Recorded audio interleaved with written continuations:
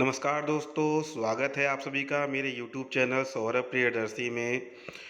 दोस्तों, आप लोग जैसा थंबनेल में देख रहे हैं कि इस वीडियो में मैं आप लोगों से जैव विकास के बारे में चर्चा करूंगा। जैव विकास के सिद्धांत के बारे में, जैव विकास के मत कितने लोगों ने दिया था, उसमें आप लोग लैमार्कवाद, डार्विनवाद, उत्परिवर्तनवाद 3 लोगों के बारे में जानेंगे। ये मेरा पहला वीडियो है जैव विकास के ऊपर, जिसमें मैं आप लोगों को लैमार्कवाद के बारे में डिटेल में बताऊंगा। इंग्लिश में बोलते हैं लैमार्किज्म, जिसमें इस वीडियो में मैं आप लोगों के सामने उनके सिद्धांत, उदाहरण और आलोचना, इन सभी के बारे में डिटेल में इस वीडियो में चर्चा करूंगा। तो देर न करते हुए लैमार्कवाद के बारे में डिटेल में पढ़ना शुरू करते हैं। तो चलिए शुरू करते हैं। पहले जान लेते हैं जैव विकास क्या है। ऑर्गेनिक इवोल्यूशन, जटिल जीवों का विकास सरल संरचना वाले जीवों से धीरे धीरे क्रमिक परिवर्तन के परिणाम स्वरूप हुआ। इस परिवर्तन को जैव विकास कहते हैं।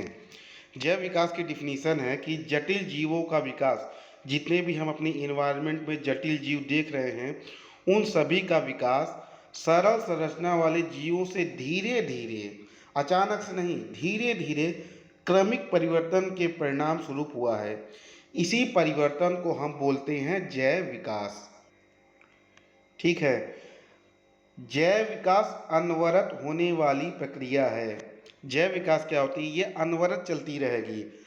जैव विकास के अंतर्गत जितने भी प्राणियों में चेंजेज होता है, होता चला आया है, होता रहेगा। ये अनवरत चलने वाली प्रक्रिया है। आगे देखते हैं। जैव विकास धीमी गति से होने वाला एक क्रमिक परिवर्तन है। ये तेजी से नहीं होता, धीमे धीमे जीवों के अंदर परिवर्तन आता रहता है। सरल जीव से जितनी भी जीव है वो थोड़े थोड़े अपने अंदर मॉडिफाई होते रहते हैं और जटिल जीव का निर्माण हो जाता है।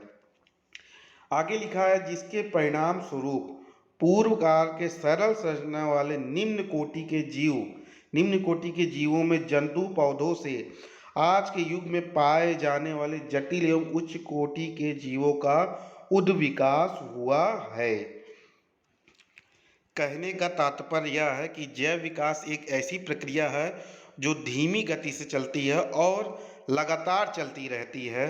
और इसका परिणाम क्या होता है कि जो निम्न कोटि के जो सरल जीव जंतु होते हैं, उनमें परिवर्तन होते होते कई युगों के पश्चात जटिल एवं उच्च कोटि के जीवों का जन्म होता है। ठीक है, अब आगे देखते हैं। जैव विकास के सिद्धांत, थ्योरीज ऑफ इवोल्यूशन। जैव विकास के सिद्धांत क्या क्या है, किन किन वैज्ञानिकों ने दिए हैं? पहले वैज्ञानिक थे लैमार्कवाद, उन्होंने जैव विकास से संबंधित कुछ सिद्धांत दिए हैं। दूसरे हैं डार्विनवाद, इन्होंने भी जैव विकास से संबंध में कुछ सिद्धांत दिए हैं। तीसरा है आपका उत्परिवर्तनवाद। ठीक है, इन तीनों लोगों के बारे में मैं डिटेल में आपसे चर्चा करूंगा। इस वीडियो में मैं आपको सिर्फ लैमार्कवाद के बारे में बताऊंगा। अगला वीडियो जब मैं बनाऊंगा तो वो डार्विनवाद, और उसके बाद जो तीसरा वीडियो बनेगा वो उत्परिवर्तनवाद के ऊपर बनेगा। ठीक है, चलिए देर न करते हुए आगे बढ़ते हैं। जैव विकास, ऑर्गेनिक इवोल्यूशन, लैमार्कवाद, Lamarckism. Jean Baptiste de Lamarck 1744 से 1829 नामक फ्रांस के प्रसिद्ध वैज्ञानिक ने 1809 में सर्वप्रथम विकास की वैज्ञानिक व्याख्या की, जिसे लैमार्कवाद कहा जाता है। ठीक, आगे देख लेते हैं। लैमार्क ने अपनी पुस्तक फिलोसफिक जूलॉजिक, किताब का नाम है इनके, जिसमें इन्होंने जीवधारियों के रहन सहन, स्वभाव और विकास पर वातावरण का क्या प्रभाव पड़ता है, उसका डिटेल में अध्ययन करके इस किताब में मेंशन किया है। तो कभी कभी एक नंबर का क्वेश्चन पूछ लेता है कि लैमार्क ने किस पुस्तक में जैव विकास के बारे में डिटेल में बताया है, तो उनकी पुस्तक का नाम है फिलोसफिक जियोलॉजिक। इस किताब का नाम फिलोसफिक जियोलॉजिक है, जो लैमार्क जी के द्वारा लिखा गया है। आगे देखते हैं। जीवधारी स्वयं को वातावरण से अनुकूलित किए रहते हैं, इसके फलस्वरूप विभिन्न भिन्नताएं उत्पन्न होती रहती हैं। ये भिन्नताएं वंशागत होती हैं। कहने का मतलब ये है कि लैमार्क जी ने जैव विकास के ऊपर अध्ययन किया और अध्ययन करने के बाद में अपनी एक पुस्तक लिखी जिसका नाम फिलोसफिक जियोलॉजिक था। इस पे इन्होंने जीवधारियों के रहन सहन, स्वभाव, विकास के बारे में और उस पर वातावरण, इन्वायरमेंट का क्या इफेक्ट पड़ता है उसके बारे में डिटेल में अध्ययन करके किताब में मेंशन किया। उसके बाद उन्होंने बताया कि जो जीवधारी होते हैं वातावरण में अपने आप को कैसे अनुकूलित कर लेते हैं और इसके बाद उनके अंदर क्या क्या चेंजेज आता है और वो चेंजेज वंशागत होते हैं। ये सारी चीज़ें इन्होंने इस पुस्तक में लिखी हुई है। आगे देखते हैं। अब लैमार्कवाद के सिद्धांत के बारे में जरा चर्चा कर लेते हैं या विशेषताओं के बारे में। पहला है वातावरण का सीधा प्रभाव, डायरेक्ट इफेक्ट ऑफ इन्वायरमेंट। इसमें देखिए प्रत्येक जीवधारी पर वातावरण में होने वाले परिवर्तनों का प्रभाव पड़ता है। जितने भी जीवधारी वातावरण में पाए जाते हैं उनमें परिवर्तन होता रहता है और ये परिवर्तन वातावरण में होता रहता है।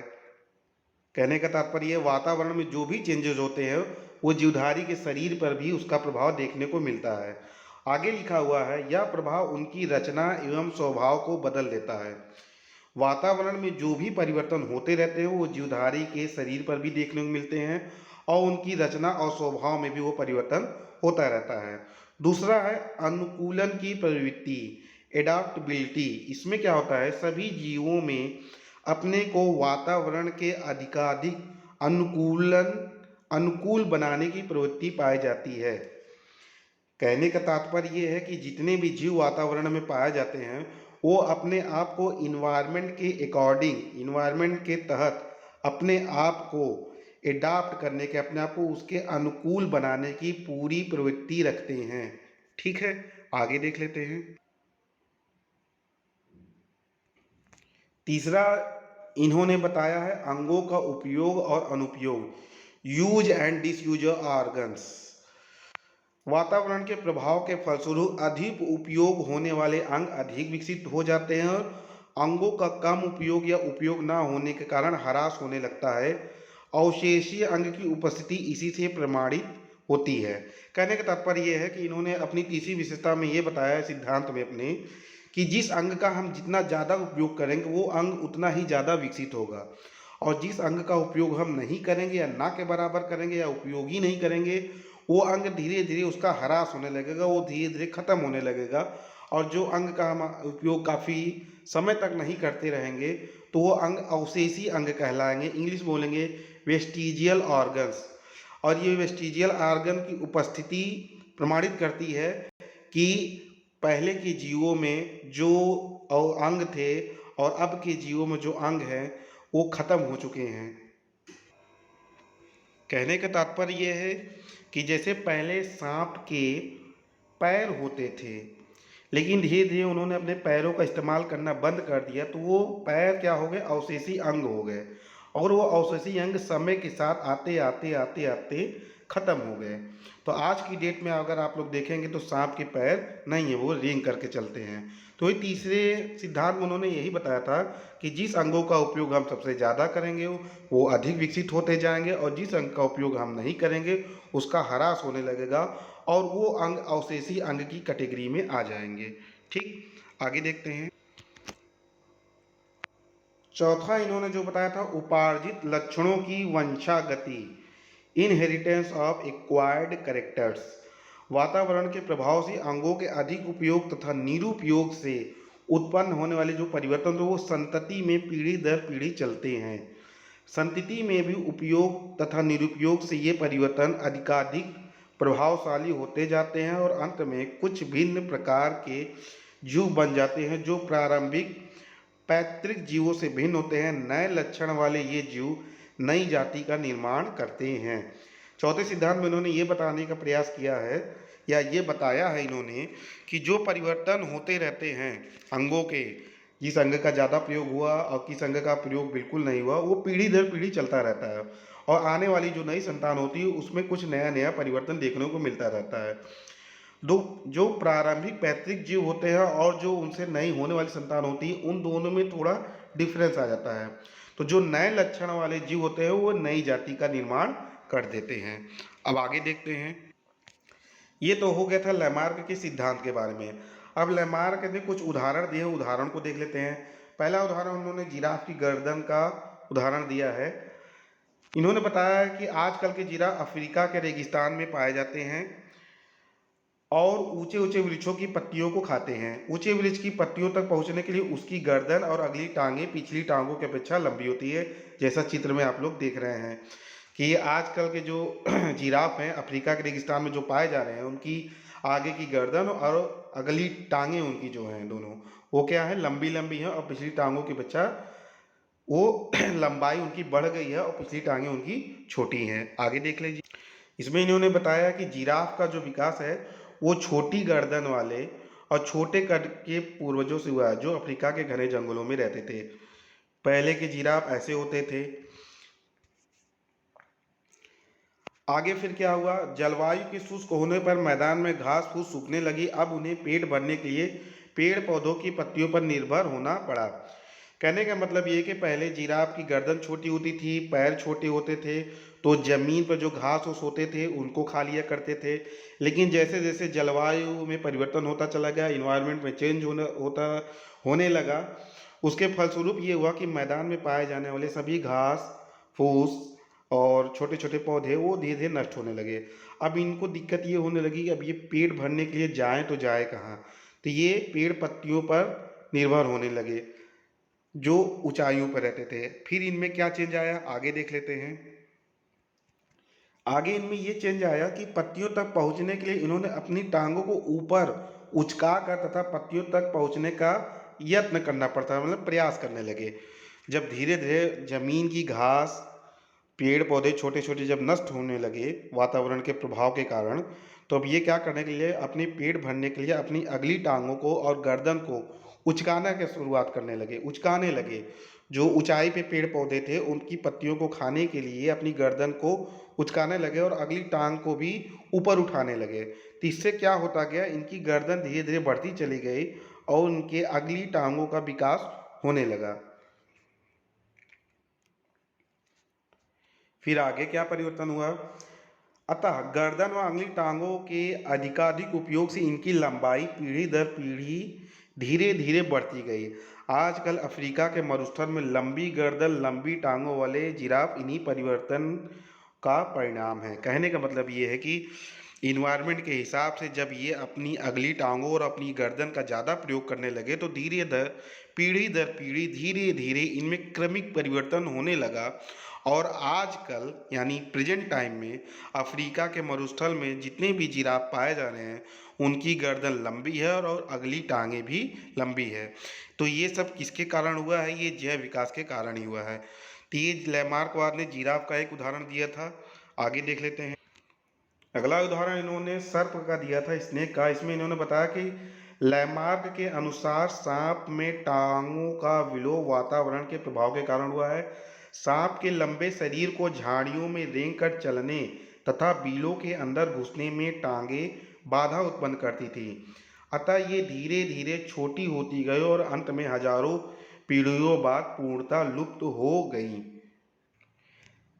कहने का तात्पर्य है कि पहले के सांपों में टांगे पाई जाती थी, जो कि मैंने अभी कुछ देर पहले बताया आप लोगों को, वेस्टिजियल आर्गन हो गया वो।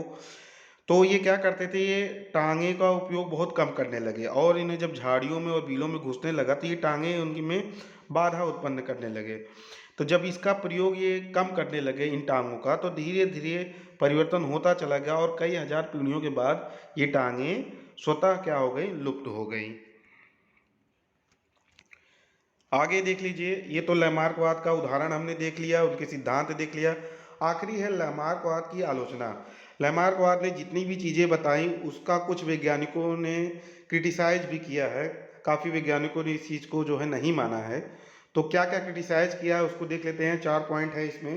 पहला है, कुछ वैज्ञानिकों ने बताया कि निरंतर अभ्यास से पहलवानों की पेशियां सुविकसित हो जाती हैं, परंतु पहलवान के पुत्र पिता के समान बलिष्ठ पेशियों का अभाव होता है। कहने का मतलब ये है कि जैसे लैमार्कवादियों ने बताया कि लैमार्कवाद के अनुसार कि जिस आर्गन का हम ज़्यादा प्रयोग करेंगे वो उतना ज़्यादा विकसित होता जाएगा। लेकिन वैज्ञानिकों का कहना है कि अगर ऐसा होता तो जो पहलवान के पुत्र हैं वो पिता के समान बलिष्ठ पेशियों का क्यों नहीं होते, उनमें बलिष्ठ पेशियों का क्यों अभाव होता है। अगर वो पिता उनके पहलवान है तो पुत्र को भी पहलवान होना चाहिए। दूसरा इन्होंने बताया कि इसी प्रकार अंधे माता पिता की संतान अंधी नहीं होती है। तीसरा इन्होंने बताया यदि युद्ध में किसी सैनिक का कोई अंग नष्ट हो जाता है तो वह संतान में पूर्ण रूप से क्यों बन जाता है। चौथा इन्होंने बताया कि चीन में बालिकाओं को बचपन से ही लोहे के जूते पहनाकर पैर छोटे रखे जाते हैं, किंतु सदियों बाद भी चीनी बालिकाओं के पैर जन्म के समय समान बच्चों के पैरों जैसे ही होते हैं। तो ये कुछ लैमार्कवाद के क्रिटिसिजम्स थे जो मैंने आपको बताए। लैमार्कवाद ने जो भी चीज़ें बताई उसको कुछ लोगों ने क्रिटिसाइज भी किया, उसमें इन्होंने 4 पॉइंट बताया भी है कि अगर ऐसा ऐसा होता है तो इन लोगों के अंदर ऐसे चेंजेज क्यों नहीं आए। जैसे चीन का उदाहरण दिया गया, युद्ध में किसी सैनिक का कोई अंग नष्ट हो गया या किसी के माता पिता अंधे हैं तो उनकी आने वाली संतान भी अंधी होनी चाहिए, लेकिन ऐसा देखने को नहीं मिला। और कुछ वैज्ञानिकों का कहना था कि जो पहलवान होते हैं तो वो पहलवान हैं उनकी मांसपेशियाँ काफ़ी ज़्यादा सुविकसित है तो उनके पुत्रों में भी ये चीज़ होना चाहिए, लेकिन देखने को ये मिलता नहीं है। तो ये सारी चीज़ें मैंने आपको लैमार्कवाद के बारे में डिटेल में बता दिया। अगला वीडियो मैं आपको डार्विनवाद के बारे में बताऊंगा।